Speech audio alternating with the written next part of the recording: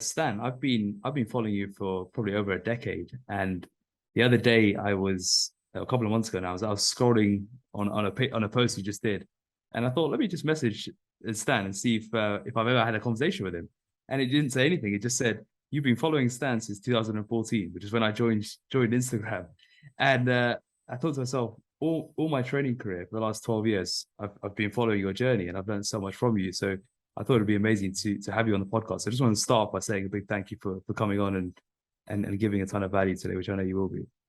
Yeah, thank you. You know, people are always surprised when I still respond to those Instagrams, but maybe I got nothing better to do. I'm on my phone all day playing social media, and when messages pop up, I generally answer. Amazing. And one of the things I've really admired about you is your longevity. And I think you've become quite well known for your longevity in the game. A lot of our listeners are in sort of early 30s to late 40s, probably our main bracket, 30 to 50.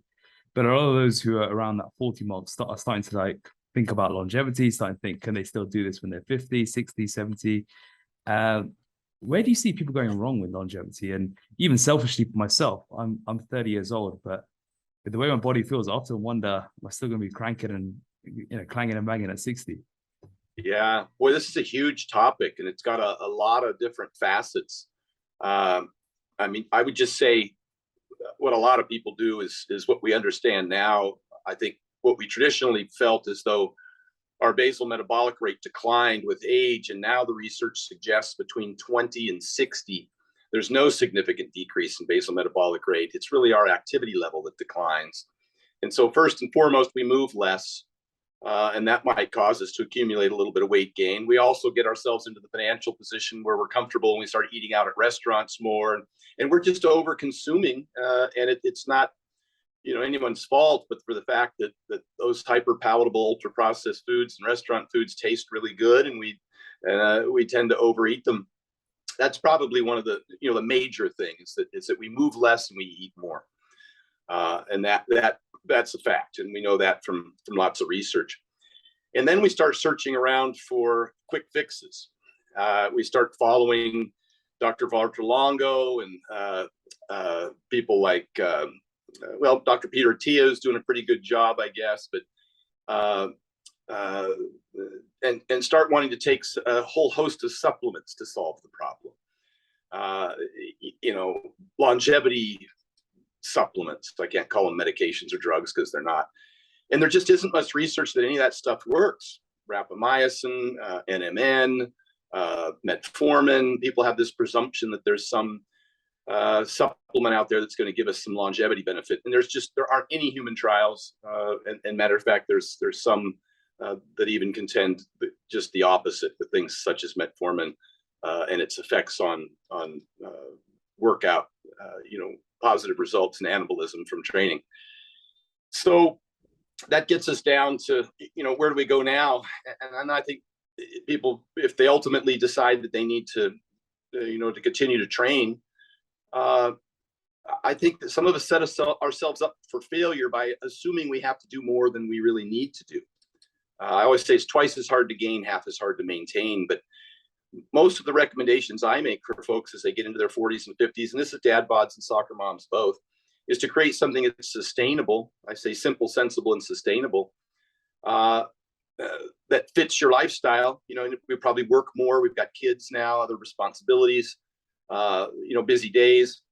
And it's pretty simple. If you can consistently get to the gym 2 or 3 days a week for a resistance training program, and we'll talk more about that, and you can get maybe 30 minutes of quote unquote cardio a day, which is often one of the things that gets neglected the most. I set that up as 3 10-minute walks, which you've heard me talk a lot about over the years. So it's A, more effective, and B, more sustainable and more enjoyable and more valuable than a typical cardio session. But so if we can maintain some cardiovascular fitness and then maintain strength, then a lot of people do is they just start training too hard, or like they feel they need to, and they accumulate a lot of fatigue, and they get sore, tired, brain fog, maybe injured. and it's entirely unnecessary. And this is coming from a powerlifter who lifted to failure for 20 years, you know, from the time I was a teenager and competed all the way up until I was 45 years old.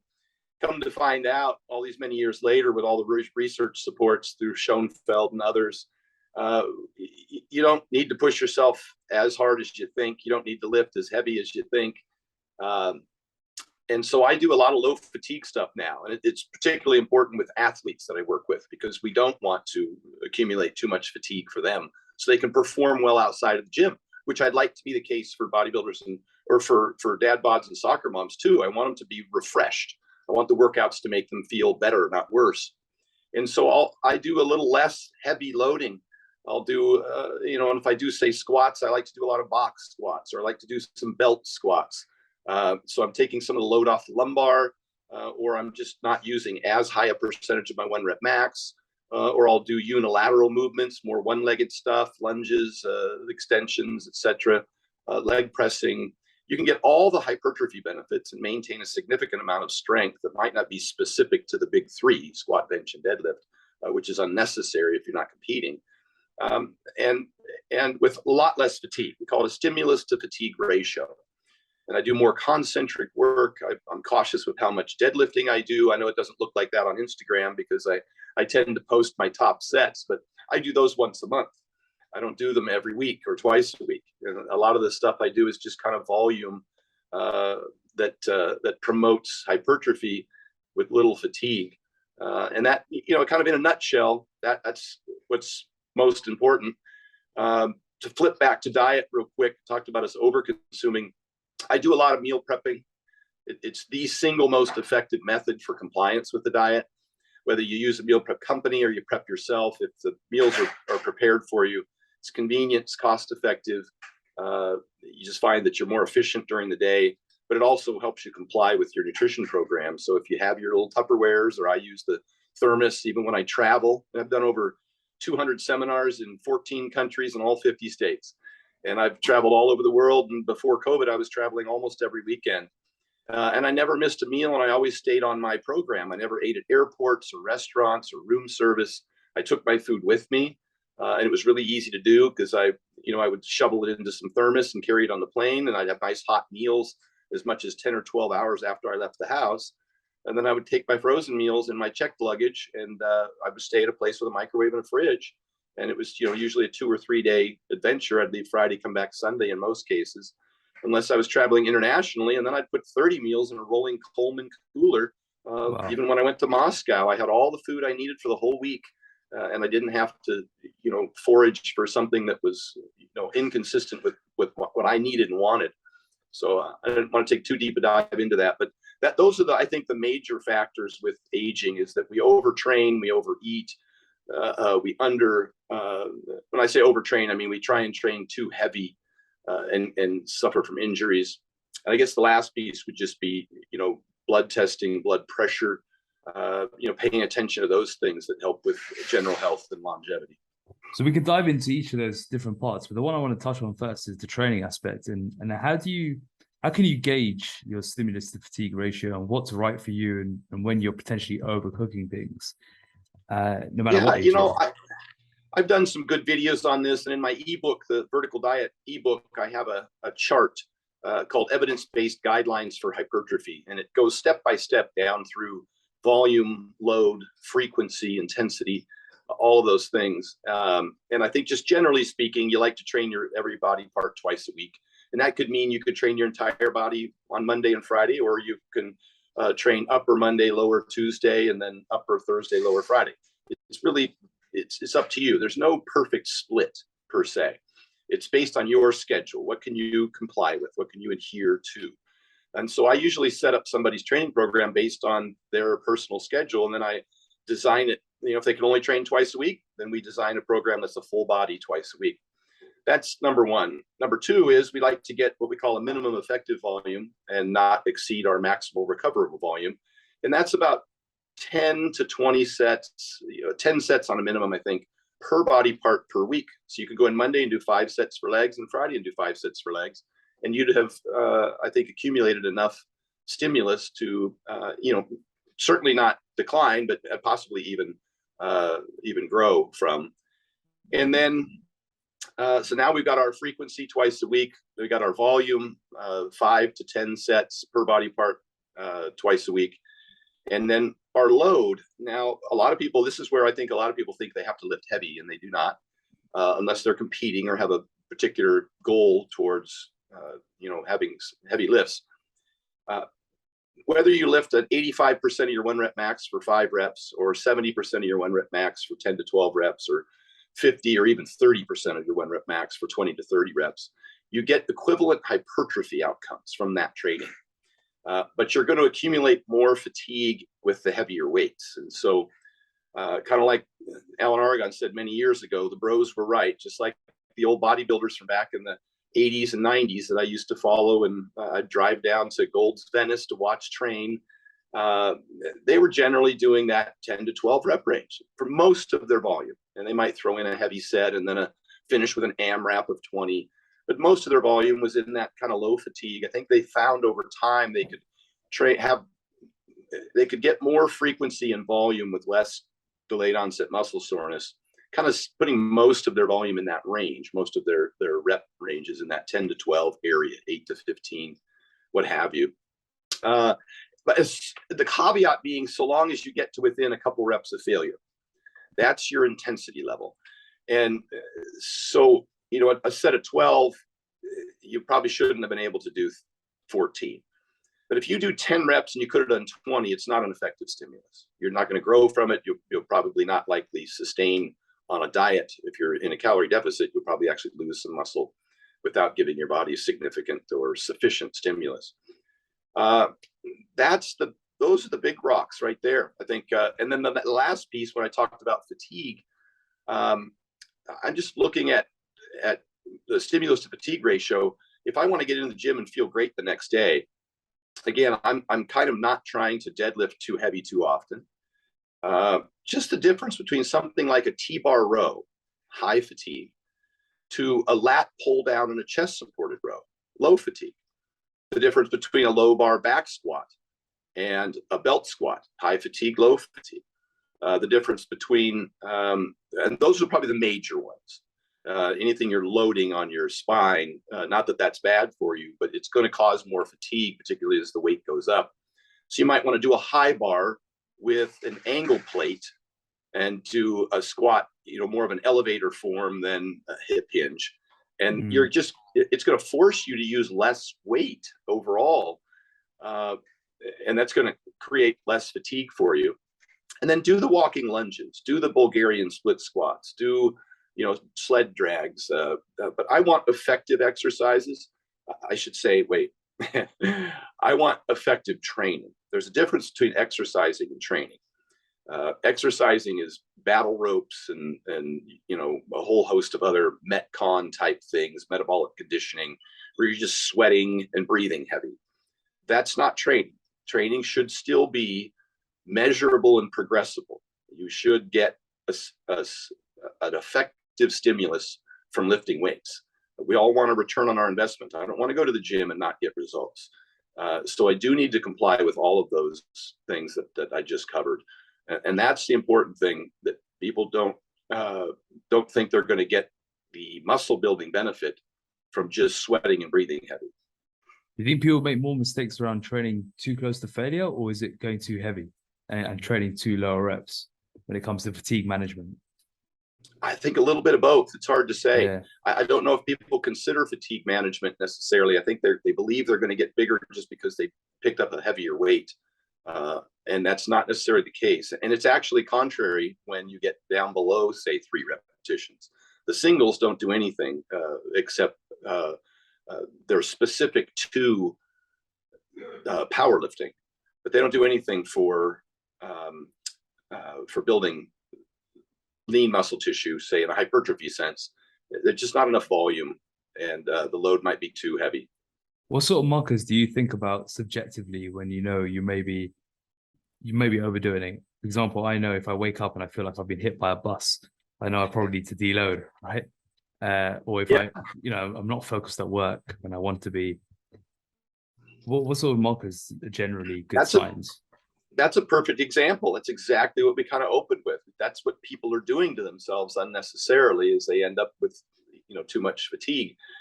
You'll see maybe a decline in performance in the gym, waking up the next morning and having an elevated resting heart rate of, say, 7 to 10 more beats per minute than your baseline, which is something neat to test. Get up in the morning and put one of those little finger heart rate monitors on. Those are cheap. You can get those, on Amazon, and test your resting heart rate in the morning at a baseline. And when that elevates, then significantly 7 to 10 beats, then you're overtrained. Unfortunately, that's a lagging indicator. We'd like to stay in front of it. We'd like to have some leading indicators. Hence all my recommendations for lower fatigue movements and isolaterals and stuff like that. And then to watch, not too much frequency or volume, the maximum recoverable volume that I touched on. Once that happens, yes, you should take the day off. You should rest or do a deload. You take a week where you go, maybe you go in and just pull some sleds, or do half the sets for half the reps with half the weight. It's kind of hard to discipline yourself in that fashion. I just got done saying it wouldn't give you any results. And you don't necessarily even need to go into the gym.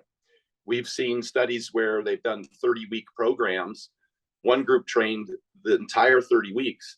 The other group took 3 2-week hiatuses where they didn't do anything. They didn't go to the gym, nothing. They had equivalent outcomes at the end of 30 weeks. So those 2-week breaks didn't seem to impair their performance. So I don't think it's unreasonable every 5 or 6 weeks or so to do a deload or just take a week off.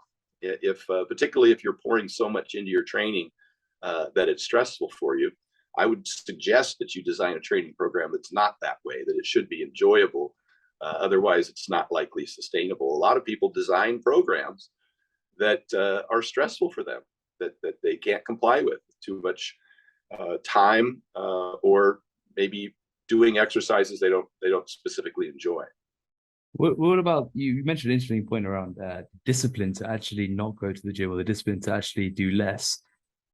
A lot of people may be listening thinking, this is pretty boring, Stan. Like, I'm motivated to go. I want to get in there. I love it. I need it every day to reset my mind. What do you say to those, and how do you approach that scenario? Well, personally, I go because I love it. I really enjoy the training, but I do take deloads, and I am cautious of the fatigue I accumulate. But that's my friends train with me. There's people in the gym that it's kind of my social environment at times as well. So I actually go, but if others wanted to take a week off, I'm just saying it's not going to hurt you at all. Yeah. I said this recently when I was talking to Mike O'Hearn last week, that you will take a deload, voluntarily or involuntarily. You will take a deload because because you'll get injured or get sick and end up out of the gym for a week or 2 or 3.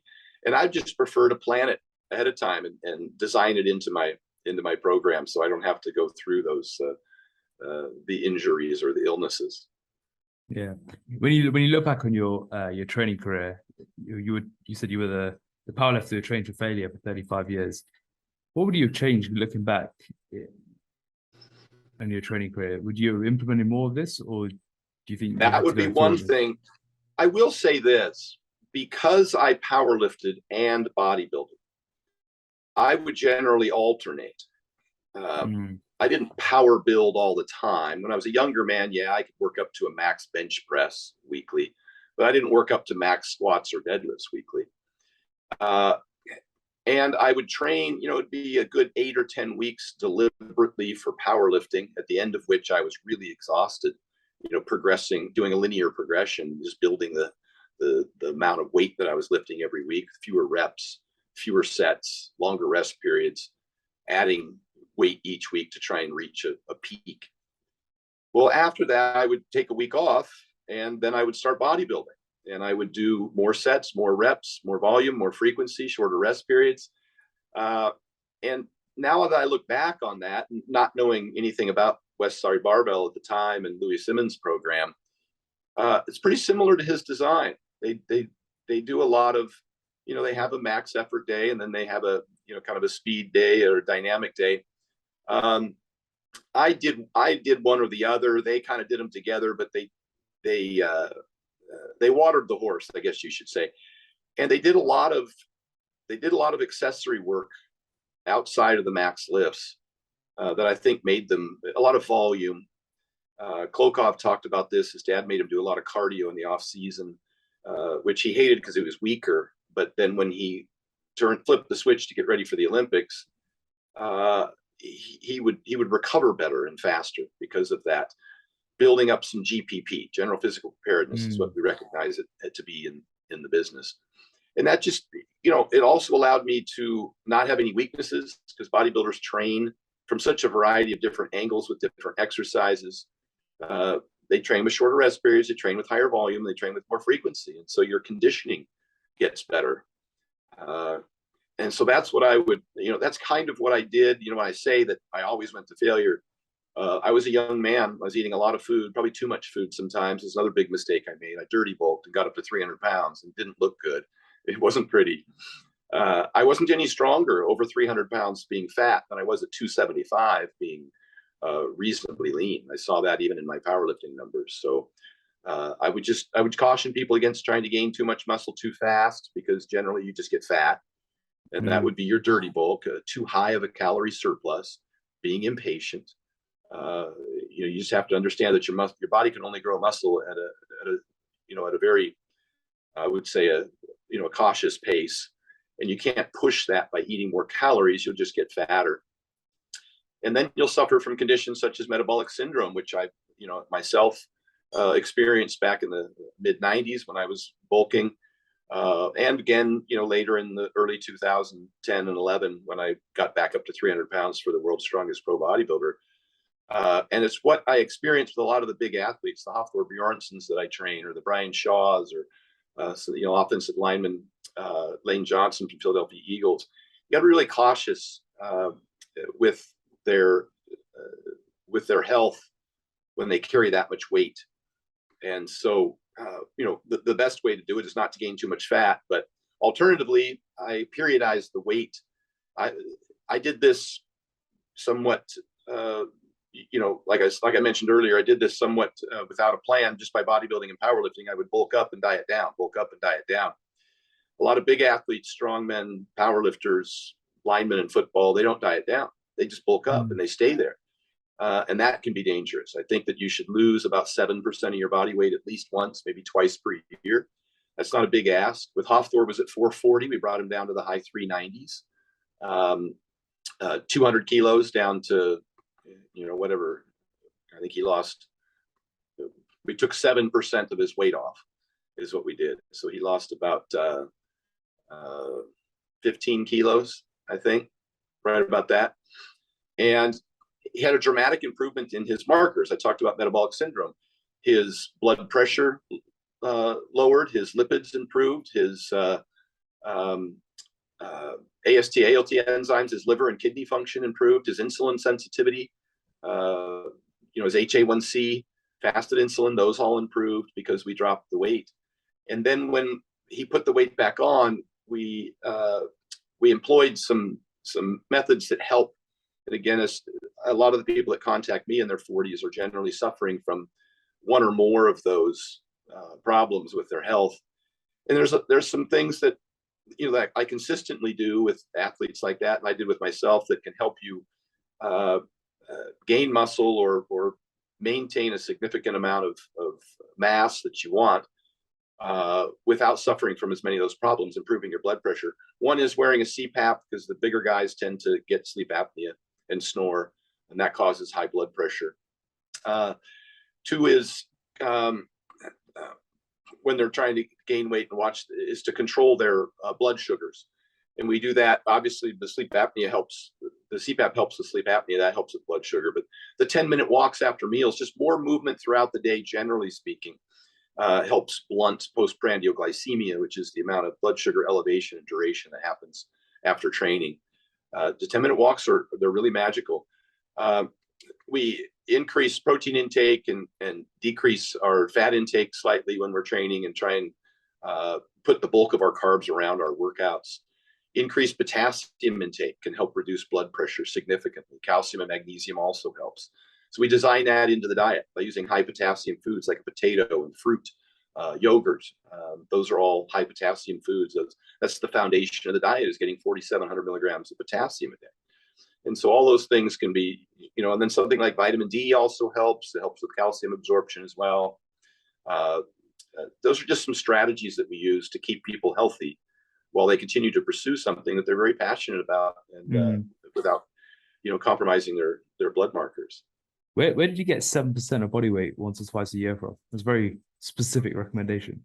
It is. Well, what we see in the research is that that's the number at which people tended to resolve fatty liver disease, NAFLD. That's NAFLD research, non-alcoholic fatty liver disease.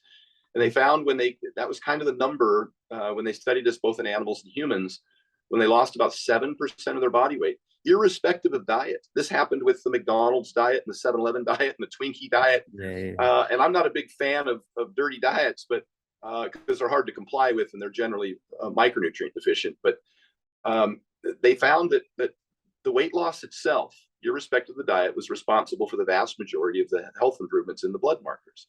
And that included lipids and liver enzymes and blood pressure reduction and all those kinds of things.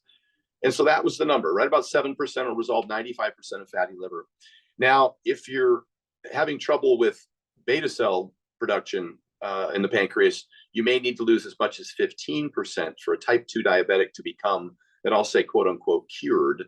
Although a lot of professionals still look at that as a remission, because you can get it again if you gain weight again. But in order to restore beta cell function, so that you don't have to be on medication, as some type 2 diabetics are, about a 15% loss in weight can help do that, so you can get off of medication. So those are where I pulled the numbers from. And that's, when I run a blood test and I see evidence of metabolic syndrome, then that's what we shoot for. It gives them a pretty specific marker.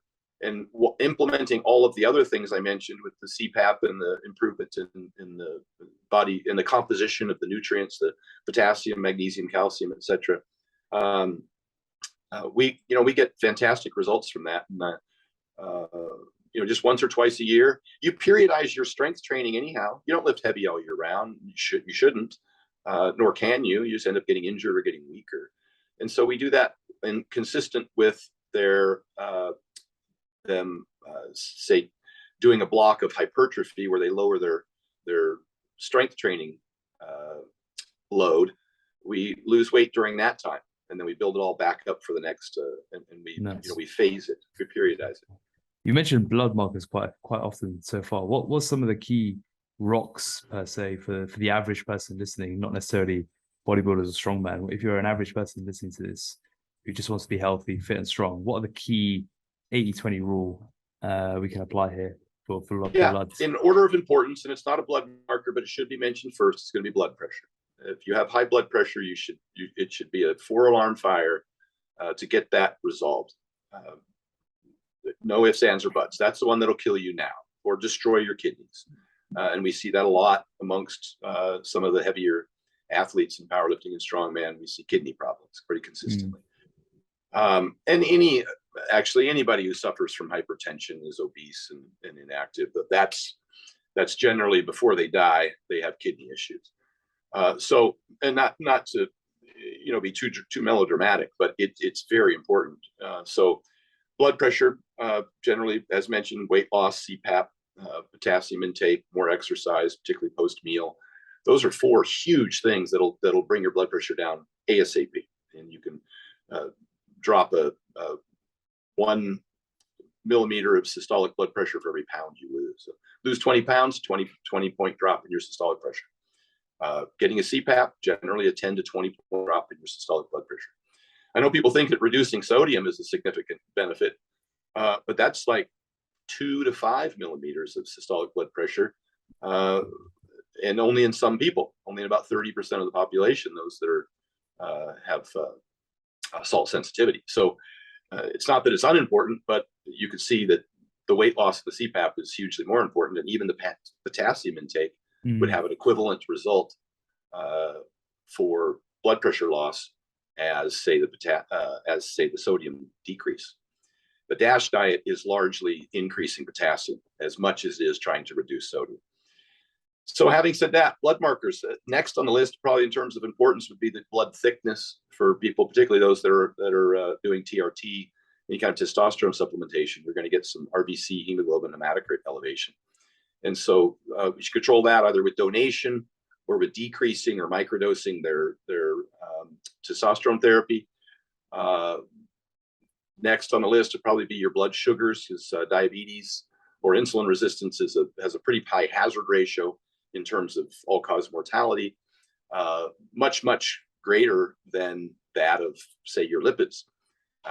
Type 2 diabetes has I think it's a 10-fold hazard ratio, whereas elevated LDLs is like 1.6. So you can see it's significantly more important or more beneficial or more concerning when you have type 2 diabetes. And right up the top of that list is also obesity and smoking. So it's higher than those. So type 2 diabetes is a very critical condition. And so we look at fasted glucose, HA1C. People are familiar with those if they've done a blood test or commonly tested for. Those are lagging indicators. Those can stay in the normal range for 10 or 20 years while you're struggling with some degree of insulin resistance, which you could identify by looking at your triglycerides or your fasted insulin. The range for fasted insulin, depending on the averages for the test that's being taken, can go as high as 19 or 24. It should be under 6. If I see people with a fasted insulin over 6, certainly when it starts to get into 10, 12, 15, that appears as normal in the designated ranges on the blood test, but it's showing signs of insulin resistance even before your HA1C elevates. And so that's kind of my leading indicator. I use that one to say, hey, there's something we can improve this. And I have a high blood sugar quick fix kit in my ebook, as well as the high blood pressure quick fix kit. And it goes over all of these things that I'm listing in ways to fix blood sugar. Of course, weight loss, more activity, reducing carbohydrates initially for people. It doesn't have to, after 12 months, it doesn't seem to matter. But in the first few months, it can help to reduce carbohydrates overall. I'm not a big keto fan because I don't think it's terribly sustainable and I don't think it's great for performance. But it has its place in a kind of a triage situation where I get someone who's overweight and has type 2 diabetes. I'm reducing carbohydrates and calories overall. Remembering earlier I mentioned that the weight loss itself, irrespective of the diet, whether it's a high carb diet or low carb diet, the weight loss itself is the driving factor of improving these markers. I look at livers and kidneys. Kidneys is your creatinine in your bun. That can be affected by your training, though. If you work out the day before a blood test, your creatinine will be elevated because you get some myoglobin release from muscle tissue breakdown, and that's circulating the bloodstream. It's not necessarily the kidneys, the enzymes from the kidneys that you're reading.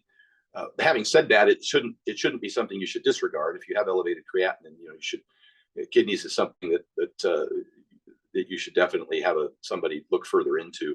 And that would be like a cystatin C test would be more specific to kidney health. Liver enzymes, AST, ALT, these are generally affected by training as well if you work out the day before a test. Trying to think down my list of other things that I commonly look for. Here in the States, I use a company called Marek Health, M-A-R-E-K Health. Derek from More Plates, More Dates is a partner in that. And they put together a very affordable blood test. And that's kind of one of the barriers to entry here in the States. Sometimes blood tests can cost, $300, $400. I put together a budget blood test with Derek at Marek Health. It's $140. So it kind of lowered those barriers to entry. Most other countries, they could get them pretty readily and pretty affordably. They just might not be able to get the same as many tests as I like to recommend, a comprehensive profile. I look at thyroid function, TSH in particular. If that's above 2, you might see some elevation in lipids as a result of thyroid function. And the thyroid should be remedied first, whether that's just by losing weight or increasing sleep or decreasing stress or not overtraining, getting sufficient iodine in the diet. Those are all things that can help the thyroid before medication is necessary. But if you're unable to resolve that in the absence of thyroid medication, that would be a first-line defense against cholesterol, as opposed to, say, statins, because your thyroid has a significant effect on your cholesterol. I've talked about cholesterol. That's in the test as well. Total cholesterol seems to have very little significance in terms of cardiovascular disease risk, but LDL, LDL-C, and even more specifically ApoB is probably the best predictor of long-term cardiovascular disease risk. Pretty easy to bring cholesterol down for most people. Some have familial hypercholesterolemia, and no amount of lifestyle intervention is going to get them into the normal range, and they might need statins or cholesterol lowering therapy like PCSK9, which is very effective but not a statin.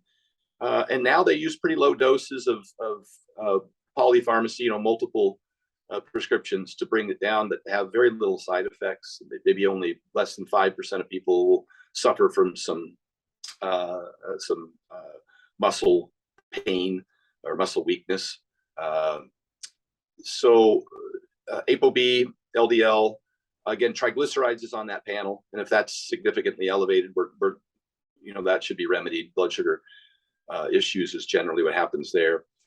Lowering saturated fat and increasing soluble fiber, and exercising, post meal, and losing weight. Those probably are the big four for reducing cholesterol. Cholesterol in food that you eat, say eggs, has very little impact on your blood levels of cholesterol. I know it sounds counterintuitive that eating cholesterol doesn't necessarily raise cholesterol. Eating saturated fat does. Apparently, it inhibits the clearance of LDL from the cells when it's in excess of, and there's a range here. The American Heart Association says that your saturated fat should be less than 10% of your total calories, which is consistent with the diet that I prescribe. I know people think that I'm a big, red meat guy and therefore saturated fat, but it's lean red meat. Proteins are 30% of your calories. Fats are less than 30% of your total calories. Carbs are 40% or the rest. If fats are 30% of your calories and the lean proteins I recommend are only 30% saturated fat, 30% times 30% is 9%. So I'm consistently under 10% in my recommendations. I combine multiple protein sources, and I use a lean protein like a top sirloin steak, which again is less than 30% saturated. Red meat in general is 50% monounsaturated. So generally the high cholesterol diets come from things like bacon, butter, maybe lots of ribeyes, but even then the ribeye would be as bad as butter or bacon. Even coconut oil. Dairy's excluded from that group. Dairy seems to be cardioprotective, even at 2% or whole milk dairy. Something to do with the molecule, the milk fat globulin molecule that is protective of cardiovascular disease. So it doesn't seem to be additive as a saturated fat, as a percentage of saturated fat. So having said that, it's hard to keep your total fats under 30% if you're eating even top sirloin or bison or 96.4 beef.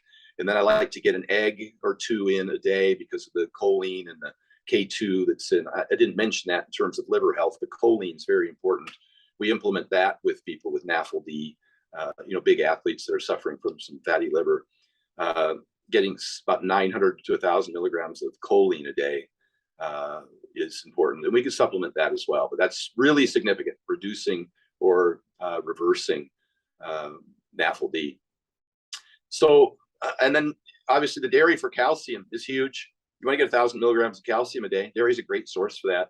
I generally use a fat-free yogurt because I'm getting fats from my eggs and my beef. Of course, you can throw in a chicken meal here and there as well. I just don't avoid red meat because it's so high in iron and B12 and zinc, which is huge, particularly for women and particularly for exercising women in a calorie deficit. They're the ones that suffer from anemia to the greatest degree. And the female triad with osteopenia, osteoporosis, and chronic calorie restriction, anemia, amenorrhea, cessation of menstrual period, which causes a reduction in estrogen, which also causes bone mineral density loss. So those are all considerations that I made in the vertical diet, and I tried to create a foundation that supplied these people, these athletes, and general population, with what I felt I was kind of checking boxes. Are your calories right? Are you getting sufficient protein? Are you getting adequate micronutrients? Are you addressing all of these things in your diet?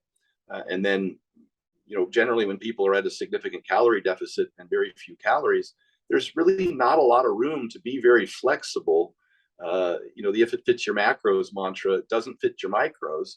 And if you're in a pretty restrictive diet, you have to be more careful to use the highest micronutrient dense foods, hence red meat, because it does have more iron and B12 and zinc significantly, creatine, carnitine. I pick those foods for a reason, not just for protein, but because some of those foods that I recommend are really high in the micronutrients that are deficient in the calorie restriction when exercising, which is commonly what's presented to me, because people generally want to lose weight and they want to get fit. So they're cutting calories and they're increasing their workload. They have to be pretty, I think, deliberate about every single food item they pick and making sure it maximizes, their return. Amazing. Well, I think there's a ton of gold in that. I'm interested. What's when did you first start clocking onto the 10-minute walks? And because I think it's such an easy way to implement into everyone's days. Everyone's busy. Yeah. The idea of doing 10,000 steps sometimes can feel a bit overwhelming.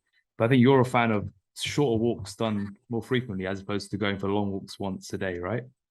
Exactly. And I mentioned, for a few reasons, I have a video called 10 Reasons 10-Minute Walks Will Change Your Life. And I talk about the fact that it's great for digestion, first and foremost, when you're done eating rather than sitting there.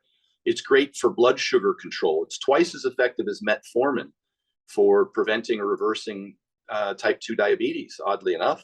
It reduces your postprandial glycemia, your post-meal blood sugar spike and duration by up to 30%. So it's very effective for blood sugar control.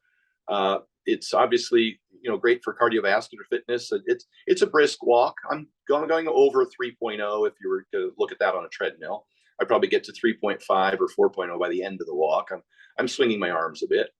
Dr. Stuart McGill from the Back Mechanic talks about the benefits in terms of anti-rotation. If you've got back soreness and you walk with an arm swing, your body does this, it's rotation, anti-rotation, which is ideal for, bringing blood into the back without doing a bunch of bending and twisting, which is actually not recommended for back pain. And then it's sustainable. I've never had anyone in 30 some years of doing personal training since college when I worked in a gym, and I've owned gyms and I've traveled all over the world doing training. I don't have a single client that consistently will get in the car and drive to the gym and do 30, 40 minutes on a treadmill. It's usually just to reach a particular goal, but it's not part of the lifestyle. There's just too many barriers to entry. Again, getting in the car and driving to the gym, doing the cardio. If you're a busy individual with plans changing and family and kids, that's damn near impossible. The 10-minute walks are sustainable. It's something you can do anywhere, anytime. When I travel, I can do it at the airport while I'm waiting for my luggage. I'm walking around the turnstile area and people are looking at me funny. I'm getting exercise in. In the morning in the hotel, if the weather's bad, I'll walk up and down the hallways and up and down the staircases. It's just a 10-minute walk. And another thing about creating new habits, if you attach it to an existing habit, which is eating, you eat every day. I've just decided that I'm going to take a 10-minute walk after each meal. And that solves the problem of when do I do this? It probably comes in place of sitting there and scrolling through social media, and you could I think get more than one thing done. You could multitask just by taking a phone call during that 10 minutes, put your earbuds in and make a call or listen to a podcast, or something while you're walking on the walk. So those are the big things. I started that back in 2009 when I was training with Mark Bell in Sacramento. We would go in on Sundays or whatever day it was our heavy squat day, and we would squat over 800 pounds, and it was a big day. And then I would lay around as much as possible trying to recover. That was my philosophy. It had been my philosophy historically. Don't run if you can walk, don't stand if you can sit, don't stay awake if you can sleep. That was always my powerlifter's philosophy, right? To gain weight. Unfortunately, it's not good for recovery. The number one thing for recovery is movement. far exceeding any manual intervention, say from chiropractics or electric stem or cryotherapy, passive therapies. I've always said that things that are done to you or for you are never as effective as things you do for yourself. And that's just movement. That's general movement. And I think Greg Nuckols talked about this recently. And something like massage or chiropractics pales in comparison to any kind of movement.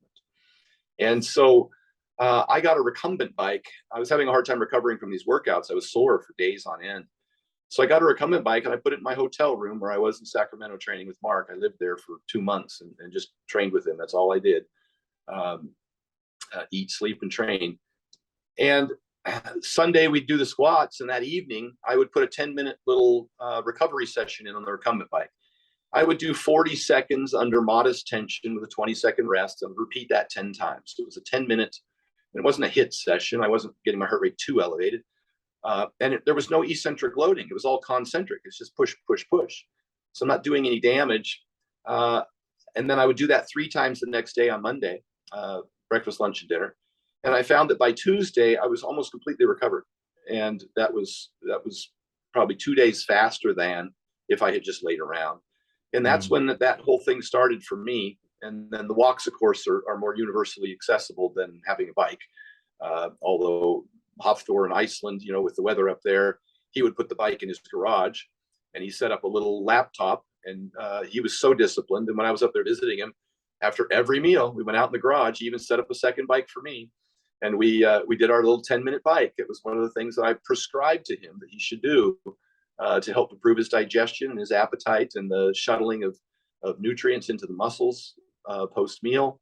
It was extremely effective, obviously, for him. He won the World's Strongest Man that year, and the Arnold, and the Europe's Strongest Man, and Iceland's Strongest Man, and Canada's Strongest Man. He had a hell of a year. But those are little things, I think, that give you huge dividends if you can be disciplined and consistent with them. And I think they lend themselves well to consistency and discipline. Speaking of which, how have you found everything you've done in bodybuilding and powerlifting to help you as an entrepreneur and business owner? What are some of the, how have you managed to balance the two over the years? Yeah, I found that the most important thing with bodybuilding and powerlifting was to find the things that work, the big rocks, eat, sleep, train. Not to get too distracted, which I did many, many times, trying to, as we kind of opened up the conversation, people were looking around for quick fixes and hacks and things that they just don't have any meaningful benefit, really. And then I would repeat those behaviors over and over and over again. It was kind of easy for me to do. I've kind of always been a little OCD. And so I would just pull out a piece of paper and I would write the list of things that I had to do every day. I still, to this day, I have a Excel spreadsheet that I print out. I haven't competed in 9 years. It's been since I was 45. I'm almost 55 now. I haven't competed in 9 years. I still have an Excel spreadsheet that has the days of the week, Monday through Sunday, across the top. And then on the left-hand column, I have this list of things that I need to do every day. I put my hours of sleep on it. I put my morning body weight on it. I put my 10-minute walks on it. I put the number of meals. I'm not too specific about what's in each meal because I'm pretty good at estimating that now. But did I eat the 4 meals that I was supposed to eat that day? Because I still train with some intent. I have these little mini goals now. I call them my PRs, my post-retirement PRs is what I call them. my AARP PRs. Here in the States, we have the American Association of Retired People. Person. Yeah, it's kind of a joke when you got that card. That's for old people. But that's, I kind of refer to them as. I still have goals when I go to the gym. And I use this chart, whether or not I put my vitamin D on there, I put my magnesium on there, I put my creatine on there if I'm taking it at the time, which tends to fluctuate. Just quickly, as a side note, if you hadn't seen my Mark Bell podcast many years ago, I said about creatine. If you're religiously taking your thimble-sized scooper of creatine every single day, but sleeping 5 hours a night, you're a fucking idiot. And that's my point with a lot of these things that are, the 1%, the cherry that people chase. And they try and collect a bunch of cherries thinking that the 1% could add up to more if you do, if you add them together. And they don't. In total, it's still 1%. Sleep, eat, and train is the 99%. So back to the story, I still keep the checklist. I did the same thing in business. I was very repetitive. I found the things that worked, and I would repeat those every single day consistently. And I was cautious. I always carry around I've talked about this in my Stress for Success rant. I carry around a yellow pad. I'm still an old guy that way. If I put things in my phone, they tend to just disappear as soon as my phone goes off. They're not in the front. They're not there to remind me. I refer to it as kind of a junk drawer in the kitchen. And you put the stuff in there and you close it and you forget about it, right? That's what happens when I put stuff in my phone, little to-do lists, is that they just aren't, kind of right there reminding. So I use a yellow pad at night before I go to bed. It's referred to as a worry journal in the sleep hygiene protocol that I have in my book.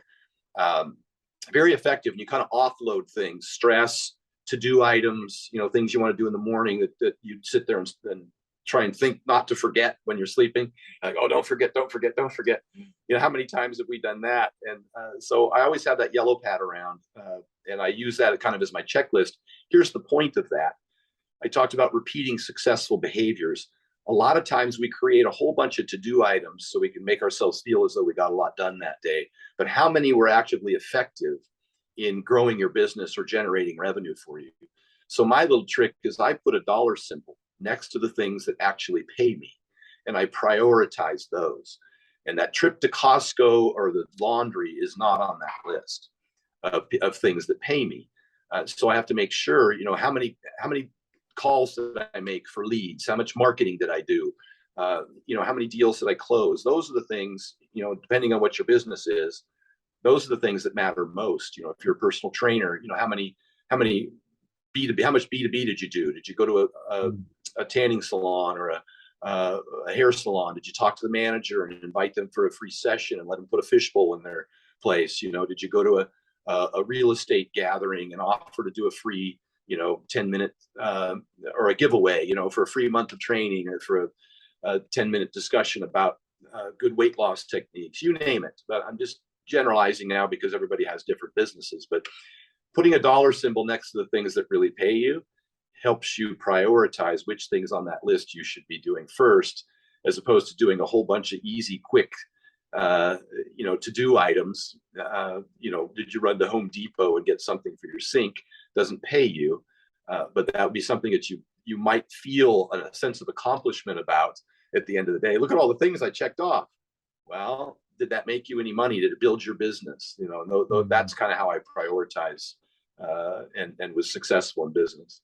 And how have you managed to balance because your goals aren't just small goals. When you're trying to squat 800 pounds, it's taking over your whole life. And you mentioned you stayed in Sacramento just to train, but you've also got a family, you got a wife, got children. How have you managed to? How's that impacted your relationships? The pursuit of such extreme goals.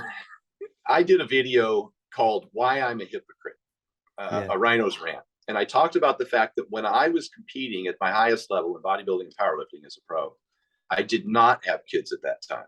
I was not married at that time, and I was in the financial position to where I didn't have to work at the time. My business, had been successful, and so I'm very cautious to understand that not everybody is in that position. All I did was eat, sleep, and train. I spent 3 months in San Jose training with Flex Wheeler.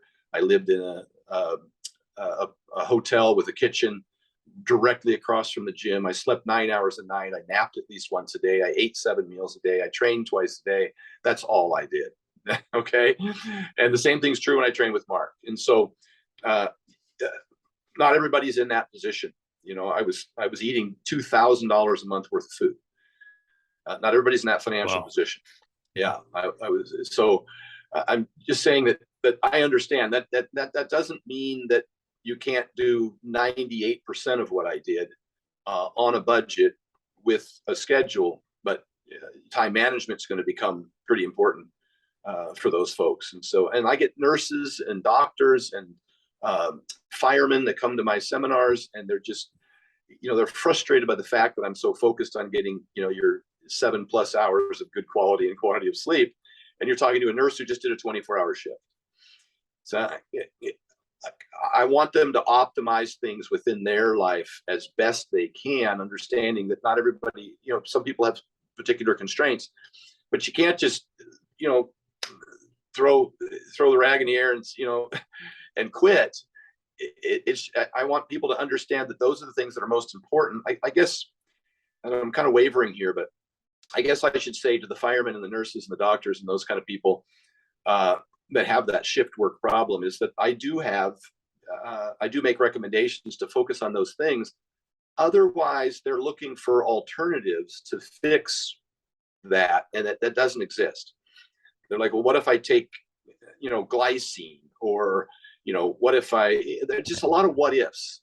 And I can't think of other examples right now, right offhand, but a lot of people will try and find things that'll fix their sleep deprivation other than sleep. And that'll never work. And so if you are a shift worker, there are some recommendations that I make in my sleep hygiene for that. You just have to get as much sleep as you possibly can and not think there's any other solution, because there's not.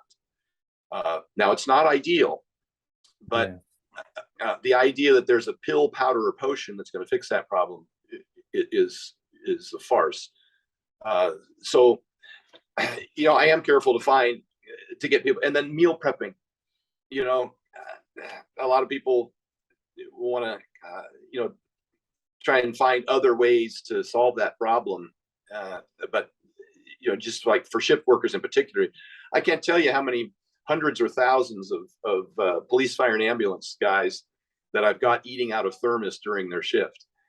And just telling me how great it is now that they're consistently eating, every 4 hours with a high protein, lower fat, as opposed to going to a donut shop or fast food, the alternatives that they've been doing, or even the restaurant at the hospital, that's garbage food. It's completely trash. And it's really hard to control calorie intake. And generally they end up with a lot of digestive distress from all the oils and stuff that's in those foods. So yeah, I guess that's my long and short of that answer. Yeah. So Stan, what are some of your kids now? I should say I have 3 kids now, and I'm married, and I've got and I travel a lot, and I take my kids to school, and they do tutoring, and I take them to sports, and I work out, and I own a gym here in town, and so things are different for me now, and I employ a lot of the methods that I mentioned. Obviously, meal prepping and stuff for them as well. I meal prep their food, and if I go pick them up at school, I've got my thermos with me, because generally after that we have to go somewhere else, or I'll let them play at the park, but I don't have to run home and eat so they can play, because I've got my thermos with me. My workouts are a little shorter most of the time. I'll superset antagonistic body parts, back and chest. So I'll do a set for chest, rest a minute, set for back, and I can finish an upper body workout in less than 30 minutes and get a sufficient stimulus just by moving a little faster. And then I have equipment in my garage, so I don't always have to go to the gym, which is a nice, again, me being a hypocrite, not everybody has a gym in their garage, but I make whatever accommodations I can so that I can be consistent. And those are some of the examples. Amazing. You mentioned you got a couple of goals. What's next for Stan? Writing 2 books right now. One is Vertical Kids, which I'm really excited about, from conception to college, showing parents how to eat, how their kids how to eat and exercise. I just started the new Vertical Diet Power Hour for Vertical Kids Power Hour, showing kids how to lift weights, and it spawned this huge controversy or discussion all over social media.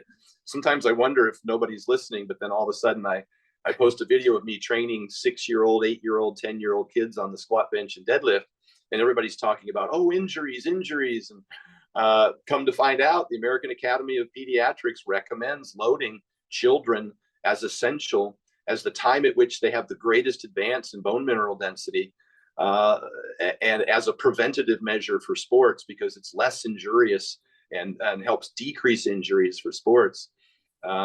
The injury rates for weightlifting are very, very, very low. It doesn't inhibit growth and doesn't seal the growth plates, which was all nonsense that people had said in many years past. So that's a big deal to me. I really want to do a lot for the kids now. I want to go to high schools and present, because it was when I was that age, when I was 17 years old, and even in high school when I was 98 pounds wrestling and 106 pounds wrestling in high school. That's how small I was. I was about 130 pounds when I got to college at 17. And it was just because I was under eating, over exercising, under sleeping, because I was burning the candle at both ends. So I really want to impact the kids at that age when it's, I think most important, most beneficial, not just the activities themselves, but the habits. And they have huge goals and they want them so bad, but it does take a comprehensive effort for an adolescent to grow the way they want to grow and to succeed in sports. And so I wanted to give them some really sensible and achievable, I think, education on how to do that. So Vertical Kids is a big one. And then the other ones, the other book we're writing is Biggs University. We're creating an entire module and book and seminar series for people that are competitive bodybuilders, powerlifters, and strongmen in the performance enhanced area. Talk about how, because I see a lot of people doing the wrong thing and compromising their health. And so a lot of what I do is a lot of the stuff we discussed today for performance enhanced athletes and trying to make sure that they monitor their health and can, because I was able to compete for almost 30 years and here I am still at 55 and in very good health because I managed all the things we talked about. I had over 150 blood tests throughout my career. And I spent a lot of time focusing on making sure that my health markers were optimal so I could have a long career and live to tell about it. Amazing. Lots coming out then. Yeah, I'm excited. There's a lot's happening. Where can people find out more about what you're doing and keep in the loop? Everything's at Stan Efferding. My website, stanefferding.com. My Instagram is at Stan Efferding. All those YouTube videos I mentioned is Stan Efferding on YouTube. So that's the easiest way to find me. And then that Vertical Diet 3.0 ebook is kind of my most comprehensive. It's over 225 pages with more than 200 references to articles, videos, and peer-reviewed published research, kind of taking a deep dive into everything we've discussed today and much, much more. It's what I give my clients when they work directly with me. Amazing. Go check it out. We'll put it all in the show notes. Been an absolute pleasure having you on, Stan, and really appreciate your time. Yeah. Thanks, brother. Good talking to you.